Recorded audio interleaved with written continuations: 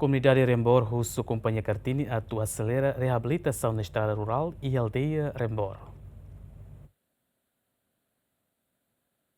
Comunidade Aldeia Rembor, que pertence a suku Aiteas, Pos Administrativo Manatutu Vila, município Manatutu, lamenta a companhia local Cartini, que halo reabilitação da estrada rural e a área refere, também quase tinang hatona, mas beladau finaliza projeto reabilitação ne. Nune comunidade no autoridade local, o governo central, atu toma atenção ba companhia refere, pode acelerar projeto reabilitação estrada ne, também dificulta tebes movimento transporte público. Quando vai estrada around hadi around ne companhia da ne companhia local duni, si companhia Kartini Makair, mas durante ini serviço, mas buat tidak lah on nenek.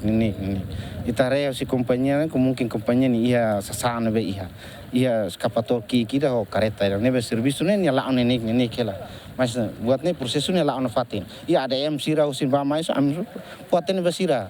Ayo insa proses ne idan ne itaten rasa biar dirasakan kompetenti mau insa atau halo medida insa ampo ne tinggal hindi tare serviço lah ami kontrol lah on fatin. Acompanha na fatin buat nela na fatin. Mari da agora da companhia neve agora cair la projeto neve obra ne basic atu tamatina hato na meve sida kutu neve ami que recomenda ela ba Ministério Obras Públicas tau atenção ba projeto neve que aloca ia Rembor para companhia acelera la serviço.